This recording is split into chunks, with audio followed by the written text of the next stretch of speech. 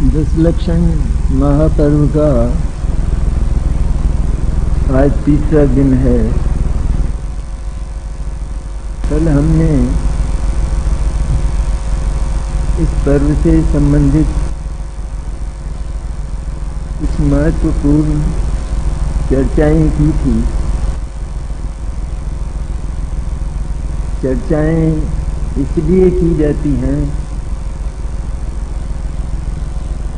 कि उन चर्चाओं के चलते ही वे हमारे जीवन में आत्मसात हो जाए, क्योंकि उन चर्चाओं का जो विषय है वो कोई कठिन नहीं होता, पर तत्काल जीवन में उतारने का होता है।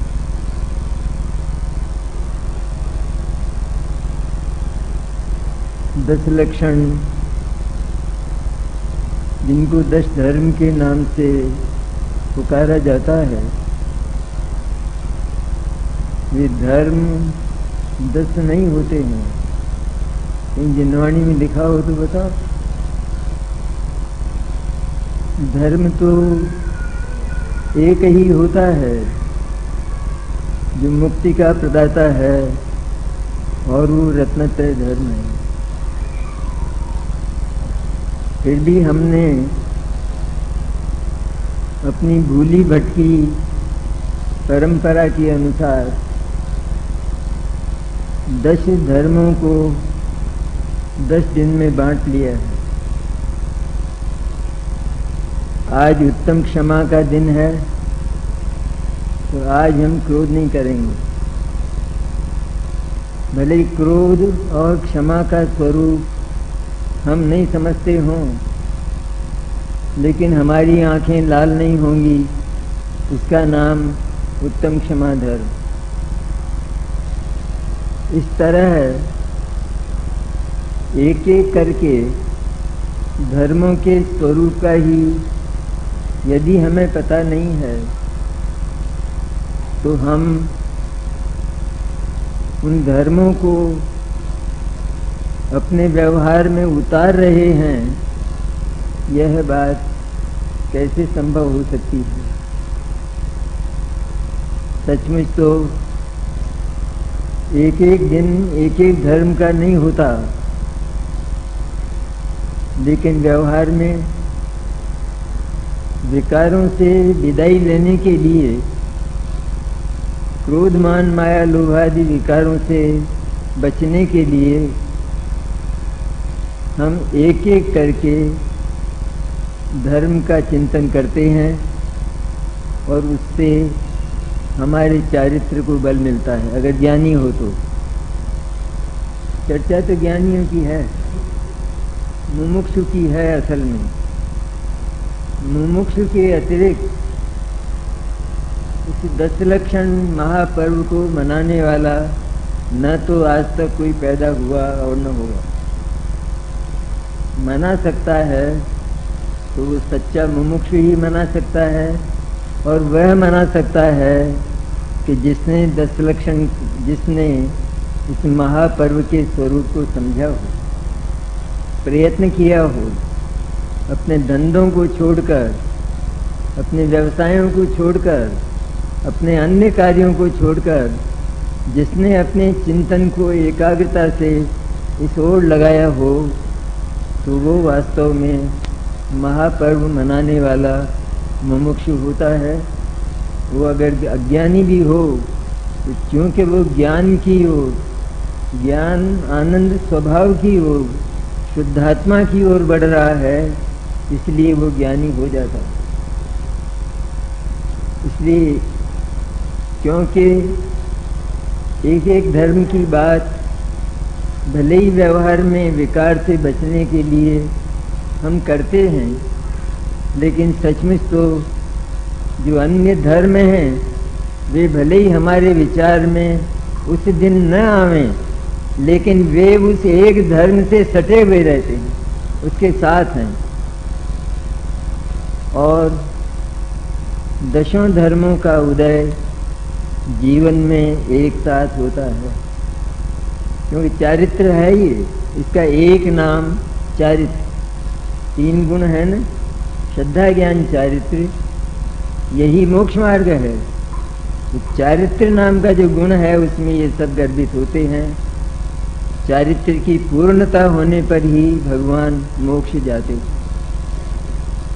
इसलिए अलग अलग धर्मों की बात थोड़े समय के लिए अपने परिणामों की विशुद्धि के लिए हम स्वीकार कर लें, लेकिन यह न भूल जाएं कि आज तो क्रोध नहीं करने का दिन है, इसलिए किसी भी हालत में क्रोध नहीं करेंगे। और दूसरा दिन मान का आया तो क्रोध बेशुमार होने लगा। तो क्रोध का तो कल हो गया ना निपटारा, क्रोध और क्षमा का निपटारा तो कल हो गया। इसलिए आज तो मान का है, आज मान नहीं करना है। लेकिन ये पूरी निपट भूल है और संभवतः है हम लोग कभी इस बात पर चिंतन भी नहीं करते। जब ज्ञानी अपने आनंद स्वभाव की ओर, शुद्ध चैतन्य ध्रुव तत्व की ओर अपने चिंतन पूर्वक चिंतन को विराम देकर आत्मानुभूति में उतरता है, तो दशों ही धर्मों का चारित्र के रूप में उदय होता है उसके जीवन में, दशों ही धर्मों का उसकी भूमिका के अनुसार। क्योंकि वास्तव में तो मुनिराज ही प्रचुरता से इन धर्मों का अर्थात चारित्र का पालन करते। इसलिए बंटवारा न करें और बात के मर्म को, रहस्य को समझकर इन पावन पर्वों को हम व्यतीत करें, तो हमारे जीवन का एक एक क्षण वो महापर्व बन जाएगा। एक एक क्षण। हमने चर्चा की थी कि आत्मानुभूति, शुद्धात्मा का अनुभव वो महा आनंद प्रदायी होता है और उसकी एक विशुद्धि की भूमिका होती है। ये सर्वत्र है। ये किसी भी कार्य के पीछे एक भूमिका होती है कि जिस भूमिका में, जिस परिस्थिति में वो काम किया जाता है, तो उस परिस्थिति से तो वो काम नहीं होता, लेकिन वह परिस्थिति है जानकर स्वीकार की जाती है और इसके बाद जब कार्य होता है तो वो परिस्थिति भी नहीं रहती। जैसे मकान बनाते हैं, किसी ने पूछा आपको कौन सी मंजिल पर रहना है, हमको तो पहली मंजिल पर रहना है, तो बस पहली मंजिल बना दो। और सीढ़ियाँ, कि सीढ़ियों पर थोड़ी रहना है, सीढ़ियों की ज़रूरत नहीं है, क्योंकि सीढ़ियाँ तो छोड़नी पड़ती हैं और अंत में मंजिल पर स्थायी रूप से पहुँचना पड़ता है, इसलिए सीढ़ियों की आवश्यकता नहीं है। तो क्या मकान बन जाएगा? नहीं बनेगा। इसी तरह यह विशुद्धि, ये सरलता, ये मार्दवता, ये कोमलता परिणामों में झरने की तरह अगर नहीं झरती है कोमल भाव, तो वास्तव में हम न पूजा करने लायक हैं। क्योंकि जो चित्त अहिंसा से ओत प्रोत नहीं होता, दया से जो आर्द्र नहीं होता गीली मिट्टी की तरह, वह चित्त, वह पुरुष न तो पूजा कर सकता है, न पाठ कर सकता है, न विधान कर सकता है, वो धर्म का कोई काम कर ही नहीं सकता। क्योंकि कठोर हृदय से ये जो पुण्य कार्य हैं ये कभी संभव नहीं होते। भगवान महावीर के जीव ने तो एक ही साथ पांचों ही लब्धियां पूरी करके आत्मानुभव किया और सम्यक दर्शन लिया। हम उनसे भी गए बीते हैं, जानवरों से भी। आज किसी को जानवर कह दिया जाए तो उठकर भाग जाएगा, लेकिन सचमुच जानवर जैसी वृत्ति में हमारा जीवन चल रहा है, क्योंकि हम अपने को, अपने चैतन्य को ही भूले रहे हैं, जिसकी घोषणा जिनवाणी हजारों बार, लाखों बार, करोड़ों बार करती। पूजाएं हम करते हैं, आज तक 20-50 वर्ष भले ही हमको पूजा करते, पाठ करते, दर्शन करते हुए, लेकिन हम ये नहीं समझ पाए कि ये भगवान कौन है। हम ये नहीं समझ पाए कि पूजा की इस लाइन का क्या अर्थ होता है। जब हम अर्थ ही नहीं समझ पाते तो उसके साथ हमारे भाव जुड़ेंगे कैसे? और भाव नहीं जुड़ेंगे तो पूजा तो भाव से होती है, द्रव्य से नहीं होती। द्रव्य तो आलम्बन मात्र हैं। हमारे भावों को टिकाने के लिए द्रव्यों का तो हम केवल सहारा लेते हैं, और लेना चाहिए। आज द्रव्यों का विरोध भी चला है ऊंचे ऊंचे मंचों पर। बोले ये तो हमने नकल की है, दूसरों से उधार लिया है। लेकिन द्रव्य की जो परंपरा है पूजा में, वो अनादि अनंत है, नई नहीं है। जैन दर्शन ने कोई भी चीज किसी दूसरे दर्शन से उधार ली हो, ऐसा आज तक कभी हुआ नहीं है। और ये तीर्थंकरों का मार्ग, ये किसी का अनुकरण करे और किसी से कोई चीज उधार ले, ये कभी संभव नहीं है, क्योंकि इसके पास परम सत्य विद्यमान है। परम सत्य के आगे कुछ लेने की बात शेष नहीं रहती है। इसी तरह उस मंजिल की तरह, अथवा जैसे एक डॉक्टर के पास बीमार जाता है और डॉक्टर निदान करके उसे औषधि देता है, साथ ही ये बताता है कि देखो घी मत खाना, आज से कल तक तो बहुत खाया तुमने, शक्कर मत खाना, तेल मत खाना, और ये मत खाना। तब वो रोगी ये कहता है कि डॉक्टर साहब आपकी सब बात मेरी समझ में आई, लेकिन मेरी बीमारी को आप समझे हैं और उसकी दवाई जब आपने दे दी है, तो फिर ये घी और तेल नहीं खाने की बात कहाँ से आई? इसका उससे क्या संबंध है? दवाई लूँगा मैं, लेकिन ये मैं नहीं छोड़ सकता। कि अगर ये नहीं छोड़ सकता तो कल से मेरे पास मत आना, अब तेरी मौत अत्यंत निकट है। इसलिए हम तो, वैसे हमारा मानस ज़्यादातर तो ये रहता है कि महापर्व के दिन हैं तो इसमें हमको ऊंची ऊंची बातें सुनाई जाएं, अध्यात्म की ऊंची ऊंची बातें। पर्याय से स्नेह तोड़ना, पर्याय क्षणभंगुर है इसलिए पर्याय की श्रद्धा नहीं करना, मोक्ष पर्याय की भी श्रद्धा नहीं करना, ऐसी ऊंची बातें हमको सुनाओ। ये नीची बातें कहाँ से होंगी? लेकिन सीढ़ियों का पहला चरण ही अगर नहीं होगा तो मंजिल पर नहीं पहुंचा जा सकता। इसलिए मेरे मन में बार बार ये बात आती है कि जिसके बिना हम उस आत्मा की आनंदमय अनुभूति को पा ही नहीं सकते। उस सिंह ने क्षणों में वो सारी विशुद्धि प्राप्त कर ली। जिसके मुंह में हिरण था, उसकी दशा देखिए। हम तो कहते हैं ना कि अभक्ष्य भोजन कर ले तो फिर पाप परिणाम ही होगा। अरे उसके मुंह में तो हिरण था, लेकिन जो ही चारंडधारी मुनियों का तात्विक उपदेश सुना और भव्य था तो बात समझ में आई और तत्काल आंखों से आंसू झरने लगे। इसका नाम विशुद्धि। ये विशुद्धि होती कभी हमको? दुनिया में हमसे कितने ही लोग ऐसे हैं कि जिनको भरपेट भोजन नहीं मिलता। क्या उनका विचार करके हमारी आंखों में एक आंसू भी आया? क्या हमारा जो कलेजा है वो एक क्षण के लिए भी रोया? नहीं होता है।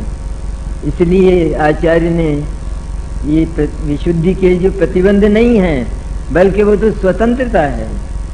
हम जितने साधनों को इकट्ठा करते हैं उतने ही हम परतंत्र होते जाते हैं, क्योंकि उतना ही हमको संभालो, उनको संभालो और तत्वज्ञान से दूर रहो। तत्वज्ञान का, तत्व चिंतन का समय हमें कब मिलेगा? मुमुक्ष तो उसे कहते हैं कि जिसके जीवन में तत्व चिंतन की प्रधानता होती है और की प्रधानता क्या और कुछ होता ही नहीं है। ये मुमुक्षु का लक्षण है। जिन घरों में तत्वज्ञान की चर्चाओं से कोलाहल होता रहता हो, जहाँ पर मंगलगान होते रहते हों, वे घर और वे परिवार वास्तव में धन्य हैं। लेकिन हम तो अपने परिवारों में भी इस विशुद्धि का प्रयोग नहीं करते। परिवार है और वहाँ पर कोई बीमार हो गया है तो परिवार में सदस्यों को यह पता नहीं लगता कि वो बीमार हो गया है बहुत अधिक और उसकी सेवा तत्काल होना चाहिए। लगता है पता नहीं हमें तो मालूम ही नहीं है। अरे मालूम नहीं, तुम्हारा उत्तरदायित्व है कि तुम्हारे प्रत्येक सदस्य को इस बात का पता होना चाहिए कि उसको सेवा की आवश्यकता है। इसलिए सबसे पहले सारे काम छोड़कर उसको अपनी सेवाएं दो। ये चित्त की कोमलता है, ये चित्त की करुणा है। तो हम तो परिवार पर ही करुणा नहीं कर पाते और हॉस्पिटलों में जाकर सेवा का दंभ करते हैं। अरे जो दूसरों की, जो परिवार की सेवा नहीं कर सकता वो दूसरे लोगों की क्या सेवा करेगा। हम तो केवल किसी को 10 रुपए दे दिए और ले जा खा लेना, हो गई दया, हो गया दान। ये न दया है और ये न दान है।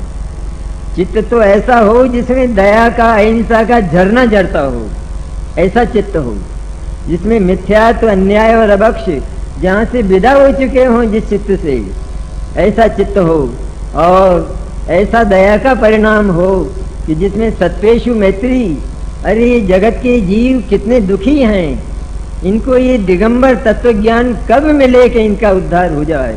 जहाँ निरंतर ये भावना रहती हो उसका नाम मुमुक्षु है। तो ये कहाँ होता है? जब हम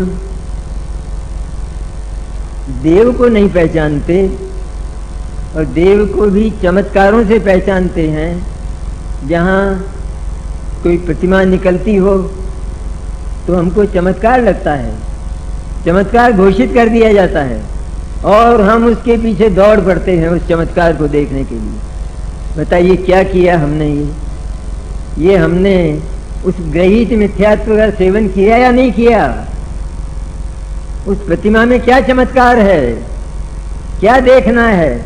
जो प्रतिमा यहाँ है वही प्रतिमा वहाँ है, तो क्या है उसमें? लेकिन हम दौड़ पड़ते हैं। हमको सच्चे देव साक्षात भगवान जिनेंद्र जैसे परमात्मा वो आज तक नहीं मिले। ऐसा क्षुल्लक हुए हैं ना। वो कहते हैं कि एक धर्मदास जी, क्षुल्लक धर्मदास जी ने एक बड़ी महत्वपूर्ण बात कही। इस जीव को जीवन में एक तो जिनराज नहीं मिले, जिनराज स्वामी नहीं मिले और एक अपना शुद्धात्मा नहीं मिला।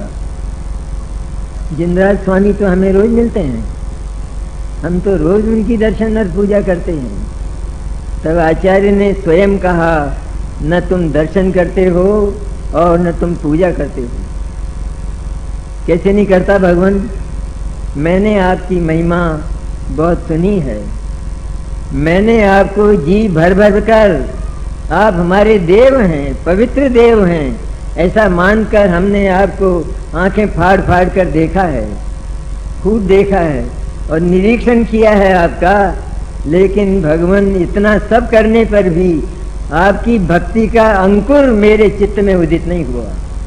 इसलिए उन्होंने कहा कि इसलिए जातोस्मि तेन जन बांधव दुख पात्रम यस्मात् क्रिया प्रतिफलंतेन भाव शून्य। इसीलिए भगवान, क्योंकि आपकी भक्ति में मैं एकाकार नहीं हुआ भावों से, इसलिए आज मैं दुख का पात्र बना रहा हूँ। क्योंकि भाव शून्य क्रियाएं फलदायी नहीं होती, उनका कोई फल नहीं होता है। तो कहाँ हमारे भाव हमारी शुभ क्रियाओं के साथ जुड़े रहते हैं? अरे ये तो इस शरीर की क्रियाएं हैं कि जिसको पाप भी नहीं होता और पुण्य भी नहीं होता। तो क्या छोड़ दें? तो छोड़ देंगे तो फिर और अधिक दुर्गति होगी। छोड़ने का प्रकरण नहीं चल रहा, यहाँ तो उत्तरोत्तर उत्कर्ष की बात होती है। किसी व्यक्ति ने, जो कोई दरिद्री है, उसने थोड़ा पैसा कमाया है तो उसके चित्त में निरंतर ये भावना है कि ये उत्कर्ष होता ही जाए, आसमान को छू ले, अनगिनती हो जिसकी गिनती न की जा सके, इतना अर्जन हो जाए, इतना धन हो जाए। तो हम तो उत्कर्ष की बात करते हैं कि हमारे श्रद्धा ज्ञान चरित्र में निर्मलता बढ़ती जाए और भगवान की भक्ति उसका निमित्त हो। निमित्त की बात है ये, विशुद्धि की बात। विशुद्धि की निमित्तता में आत्मदर्शन हो सकता है यदि हम विशुद्धि से स्नेह तोड़े हुए हों, प्रीति तोड़े हुए हों, उस विशुद्धि को, उस पुण्य भाव को, उस शुभ भाव को, उस शुभोपयोग को हम हेय कोटि में रखते हैं। हम भले ही मंजिल के लिए सीढ़ियां बनाते हैं, लेकिन सीढ़ियों, एक एक सीढ़ी को हम हेय जानते हैं। मुझे किसी सीढ़ी पर खड़ा नहीं रहना है, लेकिन मुझे एक एक सीढ़ी पार करना है और मंजिल पर पहुंचता है। और पहली सीढ़ी पर खड़ा होता है, वहीं मंजिल पर उसका लक्ष्य होता है, सीढ़ी पर उसका लक्ष्य नहीं होता।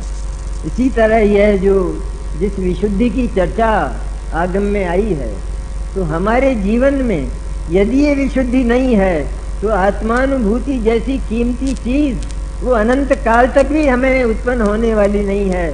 फिर मुमुक्षु मंडल के सदस्य बनकर हमने क्या किया, क्या लाभ हुआ, उससे फायदा क्या हुआ?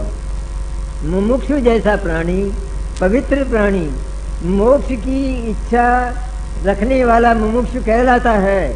सच्चाई यह है कि उसको मोक्ष की भी इच्छा नहीं है। मुमुक्षु तो ही कहलाता है, मोक्षुम इच्छति, जो मुक्त होना चाहता है, जो मोक्ष जाना चाहता है, वो मुमुक्षु।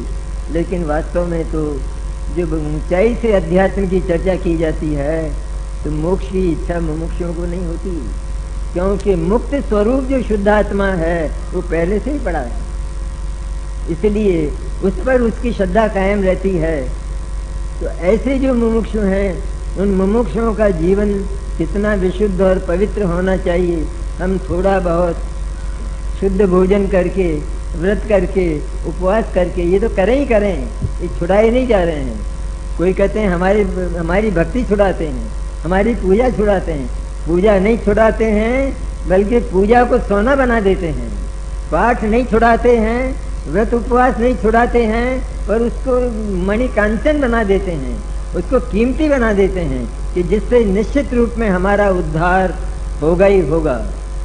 इसलिए सबसे पहली आवश्यकता ये कि चित्त हमेशा अहिंसा और दया से भींगा हुआ हो।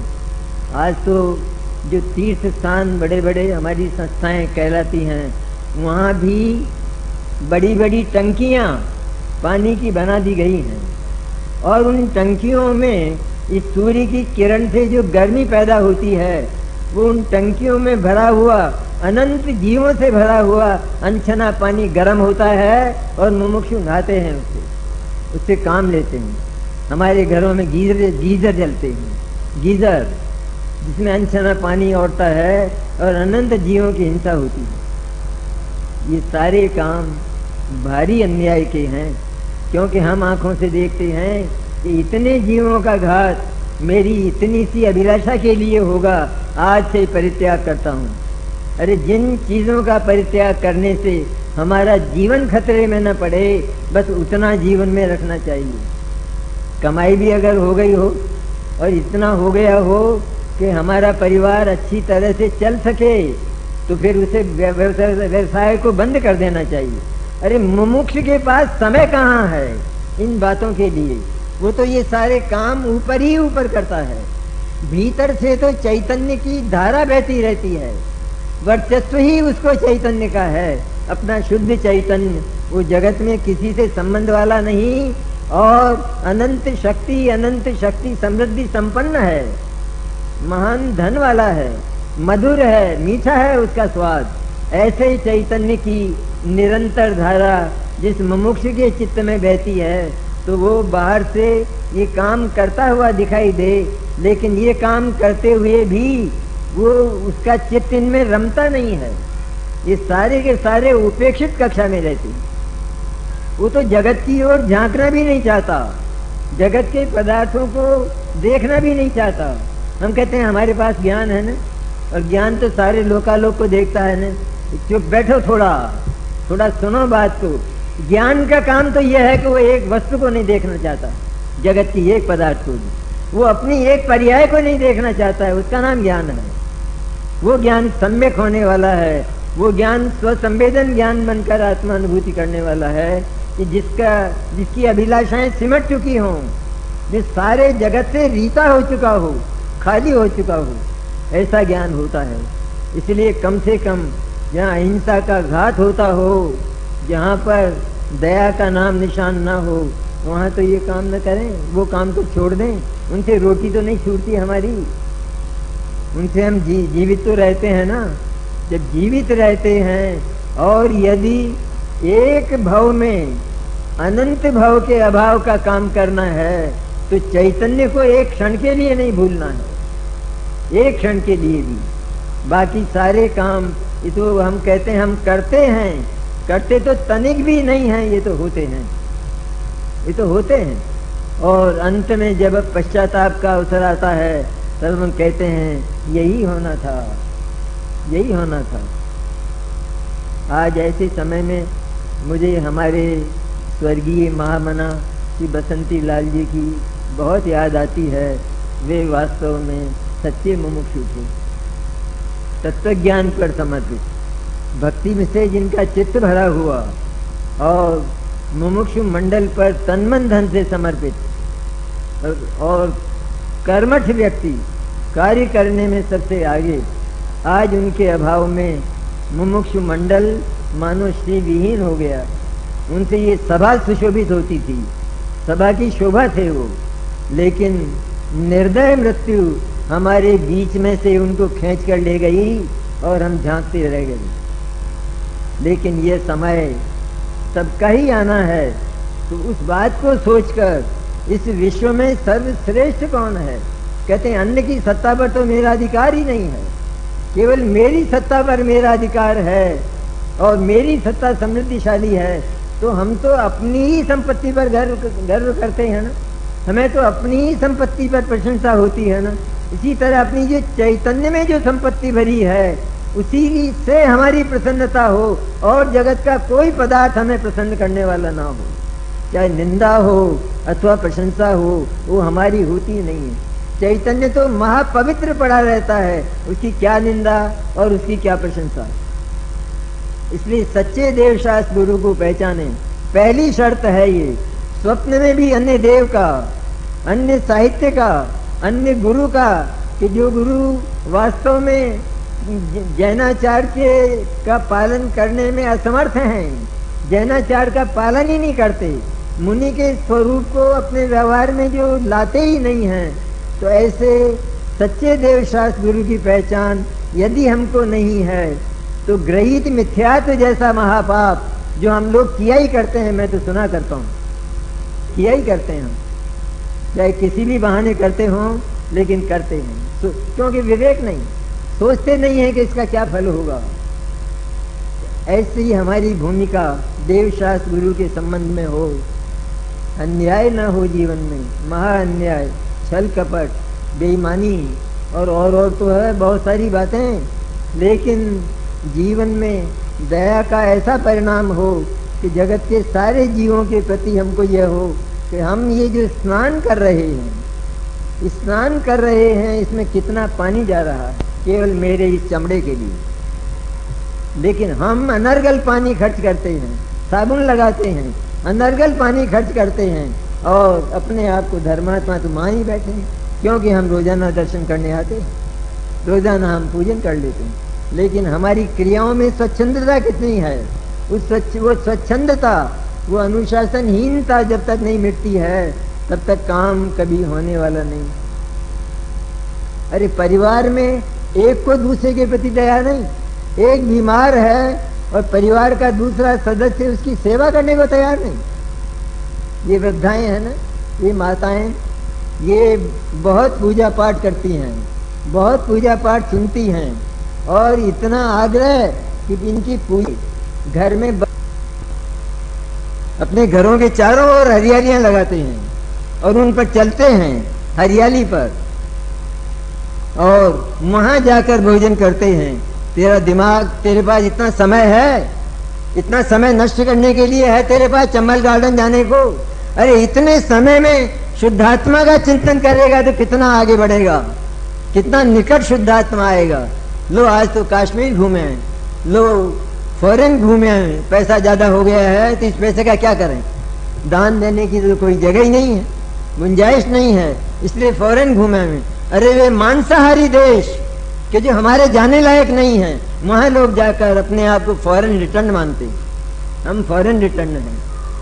अरे स्वदेश पर अभिमान नहीं करते और परदेश पर अभिमान करते हैं। इस तरह मुमुक्षु के पास तो एक एक क्षण रत्नों से भी अधिक कीमती होता है, उसका एक क्षण भी व्यर्थ नहीं जाता, और दुनिया के जगत के काम सारे के सारे ऊपर ही ऊपर चलते रहते हैं और अंतर में चैतन्य की धारा बहती रहती है। तो एक दिन वो अवश्य ही ये सारे के वो आत्मा की अनुभूति लेकर परम आनंद को प्राप्त कर लेता है। ये आनंद प्राप्त करने के मार्ग हैं और मनुष्य जीवन ही सर्वश्रेष्ठ है। इसमें हम करते हैं नहीं करते, कभी चंबल गार्डन की बात करते हैं, कभी कौन से बाग की बगीचे की बात करते हैं, कभी और दूसरी बातें। लो चलो आज उनके घर ही चलें। क्यों भाई, उनके घर पर तुमको क्या काम है, उनके घर पर क्यों जा रहे हो? वैसे ही चले जाते हैं। थोड़ी देर बैठेंगे, बातें करेंगे, अखबारों की बातें करेंगे, अखबार पढ़ेंगे आपसी। अरे लेकिन क्या तुझे ये मालूम है कि वो अपने कितने आवश्यक कार्य में लगा हुआ है और तू उसकी छाती पर जाकर बैठेगा तो क्या होगा? वो अपना आवश्यक काम कब करेगा? तू तो फालतू आदमी है, निकम्मा आदमी है तू तो। क्यों बिना काम किसी के घर जाना? साता पूछने जाएंगे तो वहां पांव तोड़कर बैठ जाएंगे। ऐसे समय में जाएंगे जब हमको सुविधा हो, उसको सेवा की आवश्यकता हो, ऐसे समय में कभी नहीं जाएंगे, जाते ही नहीं। क्योंकि सेवा थोड़ी करना है, पूछना है, दवाई देना साहब और अच्छा करना सब, आपको आराम हो, जल्दी हमारी मंगल कामनाएं हैं। इस तरह मंगल कामनाएं देकर आ जाते हैं और वो कल मर जाता है, समाप्त हो जाता है। तो हम तो अपनी सुविधा से सारे काम करते हैं।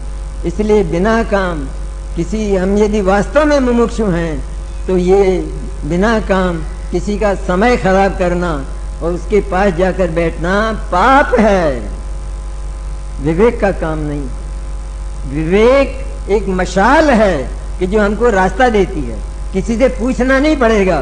लेकिन तत्व ज्ञान के बल पर ही विवेक जागता है, तत्व ज्ञान के बल पर ही सच्ची नैतिकता आती है। लोक की जो नैतिकता है वो दूसरे प्रकार की है, लेकिन तत्व ज्ञान की जो नैतिकता है वो तो व्यवहार धर्म में शामिल है, वो तो विशुद्धि में शामिल है। इसलिए ऐसे चैतन्य का यदि हमको लगा है लालच, चैतन्य की यदि प्रीति एक बार भी जागी है तो निर्वाण का भाजन होता है। लेकिन प्रसन्नता तो हो। कभी सभा में बैठकर हमने नरकों की निगोद की चर्चा सुनी हो, वहाँ के कष्टों की कहानी सुनी हो, तो क्या हमारी आंखों में आंसू आए? और कभी चैतन्य की ये कीमती चर्चा सुनी हो तो क्या हमारी आंखों में आंसू आए?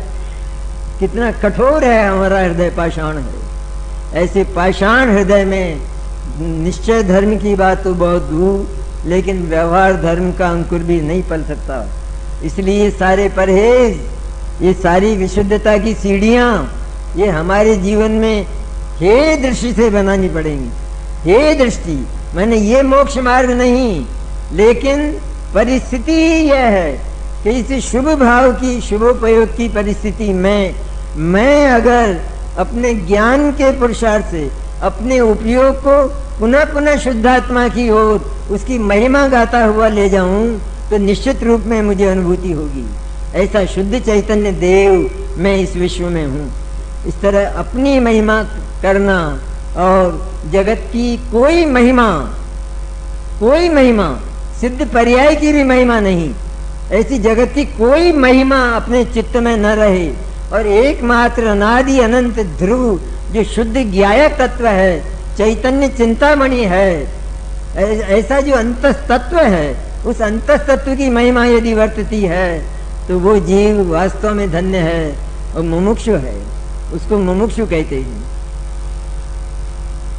मुमुक्षुओं की तो वैसे ही पहचान हो जाती, उनकी एक जरा सी एक छोटी सी क्रिया से पहचान हो जाएगी। एक आदमी कितना दया वाला है, उसकी पहचान एक जरा सी चींटी को बचाने में हो जाएगी कि वो क्या कर रहा है, किस तरह बचा रहा है, तो पहचान हो जाती है। यहाँ भारतवर्ष में एक विद्वान थे, समय हो गया थोड़ी देर,